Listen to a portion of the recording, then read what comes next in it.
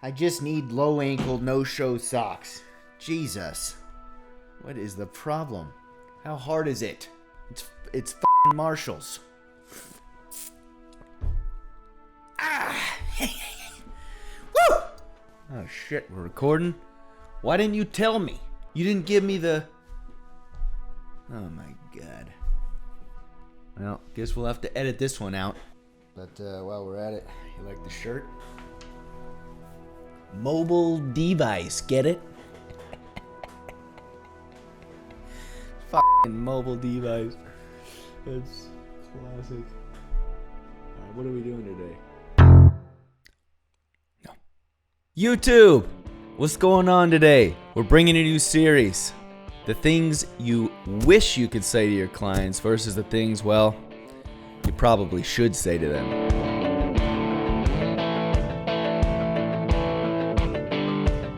Now, we've all had those pesty clients, and I should refrain. They're not pesty, but they have pesty moments, rather.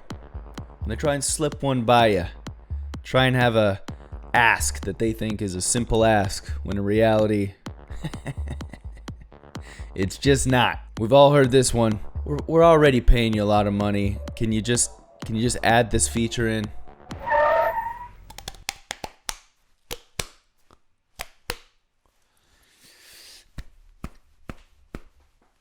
Ugh.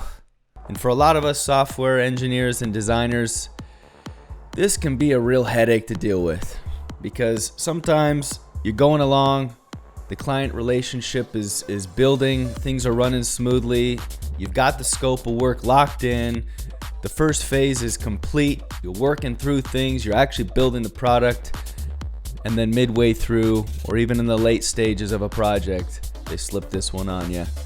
And sometimes some thoughts run through your head, you know? What you really want to say to them versus what you should. So think of this as a therapeutic exercise that will never make it to your client. Although, this probably will make it to mine. I'll probably lose the client. And hell, I'll probably even get fired and lose my job. But whatevs, full send for the tube of yous, because we love you more than we love our job. And because I'll most likely have to resort to a full-time career as a YouTuber, and as you can tell, I'm fantastic at it. And most likely have to move in a van down by the river. Please, help support this channel. Slap that subscribe button. Leave a thumbs up if you like this kind of content. At the end, of course, we have to earn this stuff. I get it. And also, leave a comment down below, any experiences you've had in similar situations. But for your sake, just use hypotheticals or aliases. Smarter plan. Now, we've all had good clients. We all know them. You can kind of predict what they're going to be like at the initial conversations, the initial stages of the relationship building and the project development. But some are a little more tricky. And these kind of clients, we call them vampire clients, because they suck the living daylights, the blood and soul out of the project, and they morph midway through. Out of nowhere, it seems like. Sometimes it is our fault, but other times it's just the real personality comes to light. But sometimes we're in some desperate situations and times where we kind of have to take those projects and just deal with it, and you gotta work through it. You can't just dump them off and afford to do that. You've got to finish the job and make that cheddar. I get it. So today, we're highlighting this specific type of scenario that we've definitely come across in our journey as software engineer and designers, and maybe as other occupations as well. Let's play this out.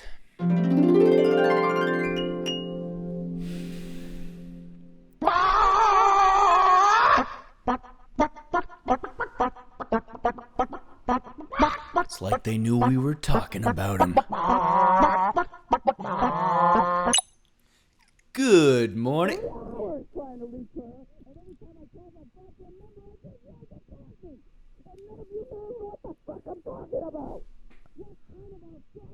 Holy mute.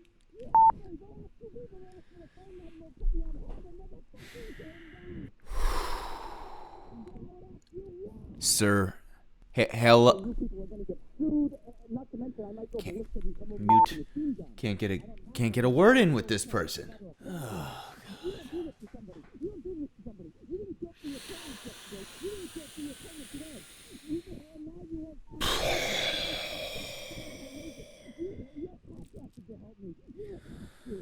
Oh, so, you're telling me you want a car on E to go an extra 150 miles without putting down and putting more money in the gas tank?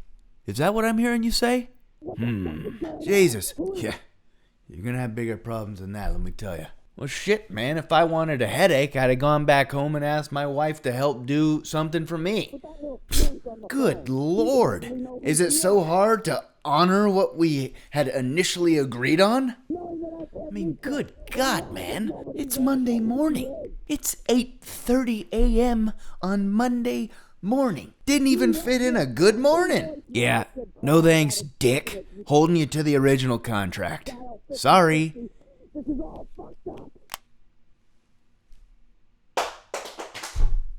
Boy, did I tell him, huh?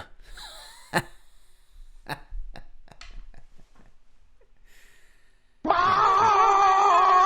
him back. All right. I'm dangling along for 3 hours. Not okay. I'm fired? You're fired. No, you're fired. You can't talk to me like that. I can't wait that long. Because I'm Dr. Dev. I'm the best of the best. And I only work with the best of the best. And you, sir, should be honored to be in my presence. I don't fucking Yeah. think so. So yeah, I have enough. Twilight Zone any longer. That went well.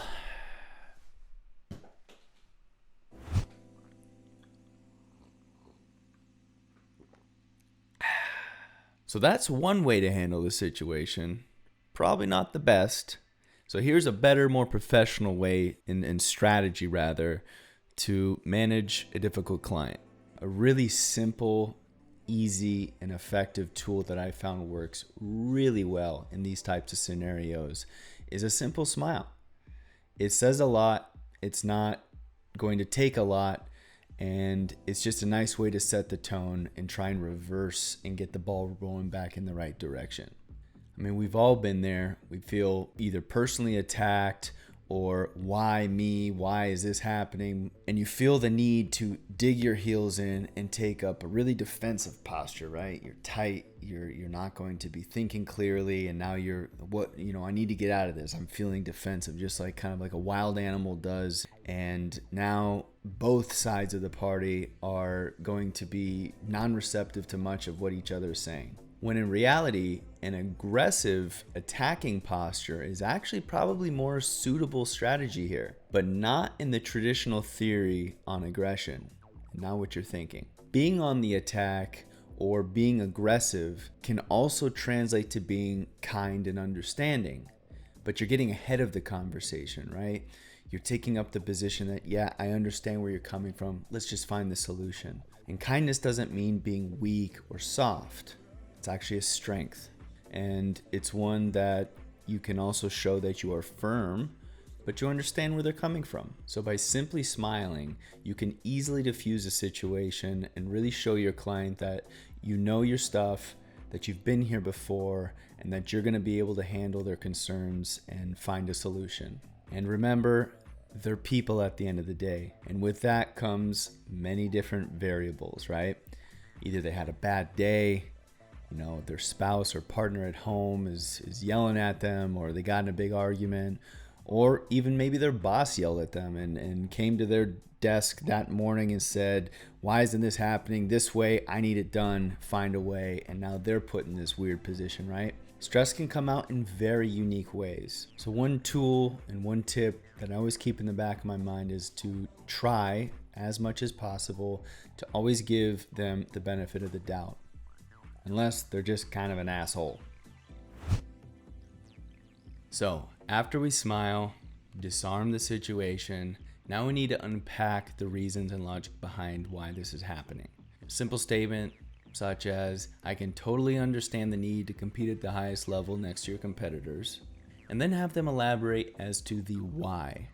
Make them tell you in their own words as to why they believe this is the logical route to take right now. And usually they'll be open enough after a few questions to tell you the real reasons. And if not, just keep asking simple questions. And a really effective way to practice this in a live scenario is to simply take a strategy kind of developed or perfected rather by Chris Voss. He's a former FBI high-stakes negotiator. He also helps businesses now, Fortune 500 company level and below. But he wrote this book called Splitting the Difference right here. It's probably the best $20 you'll spend in a long time. And he teaches you a lot of the things that he used with real-life scenarios, negotiating people's lives. That are same tactics and strategies that apply to the business world. And one thing he describes in the book, tactical empathy, and imploring a warmth and an openness to utilizing questions to their comments, such as if the client comes to you, and I'm gonna butcher it, so check out his book, go buy it, go listen to it from the man. But essentially, if your client in this scenario that we're talking about today is asking you to do a big ask for free, and your client uses the excuse such as, our competitors have this feature set and we think we really need it. So you think that you need this feature set to be competitive? It sounds crazy, but when you put their own phrase in a question format back on their plate, it is a really subtle way of saying, I don't quite understand, keep talking, please. You really get down to the nitty-gritty and find out the reasons as to why this is happening. So once you achieve a level of understanding as to the why, now it's time to reassess the business goals. Now this is usually the hardest part and the highest peak of this kind of high friction, high stress conversation, right? Rome wasn't built in a day, and neither are software features. And most of you know this, they take time. So you hit this peak where your client can't budge and you can't budge anymore, and you need to come to an agreement, right? Or everything stops. And that's not effective for anyone here, right? You've got employees or team members or a company to run and bills to pay, and they've got a business that they're either trying to get up and running or improve to get ahead of the competition. So a lot of things are going on. The conversation's pretty deep. Here's a great pivot or leverage point. Let them know that you need to get back with your team, you need to discuss this over with them, and come up with a couple of options for them. One, is this feature set even possible in the timeline necessary? And then two, if it is there another feature that's equal in value but would be less necessary in this moment to build out, and add that other feature on for V2? And this might even be kind of a creative way to do this, because now you're kind of creating job security. You're kind of already talking about V2, and then you could potentially get them excited about some other updates and features once you agree upon this pivot point. If every feature must be included in this build cycle, that you'll have to talk with a team, get them a updated scope of work, and within 24 business hours, and you'll have to agree upon that before any other work is completed. You've kind of got over the peak now. You've reminded them, of the value that you're bringing to them, and you are worth every single penny of it, because you're with us. So we know your quality. You need to be firm here. You guys made an agreement, and if they're trying to pull one over on you, stand firm, yet understanding. Just remind them that you have their best interest at heart and work towards that goal. Just don't be afraid to tell them the truth. Direct, unemotional, truthful. We totally get it. Business can be as difficult as you make it on yourself, or it can be pretty simple. It's a game of the human psychology, really, at the end of the day.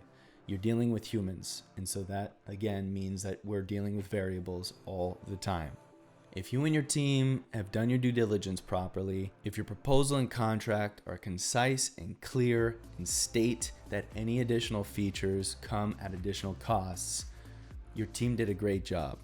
And everything from there, the initial kickoff call, phase 1 up until launch date, is pretty smooth sailing, right? And there's firm guidelines and thresholds and parameters that you've set within those contracts. And if not, if you run into these situations more often than not, because likely if you do these things properly, these are kind of rare occurrences, but they do happen.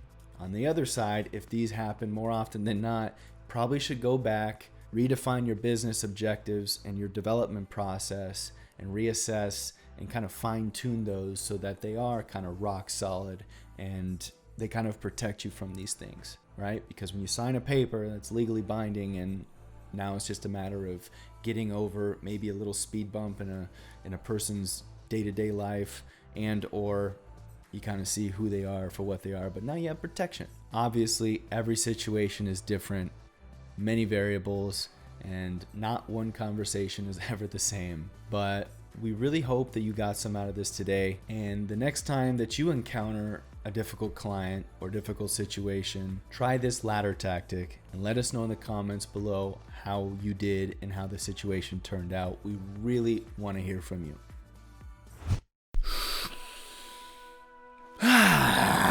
Woo! Got some work to do. Such if you're asking these kind folks to leave a thumbs up, a subscribe, and a comment. Jesus, have you even earned anything? Well, here we go. I'm Dr. Dev. This is the Tube of You channel-ish thingy. The Tube of You, huh? That's the best you could come up with. Good God, man. Who wrote this shit? I'm Dr. Dev. This is the Tube of You channel with Dimension Software. Your software engineer and design channel. See you psychos on the next one. Toodles.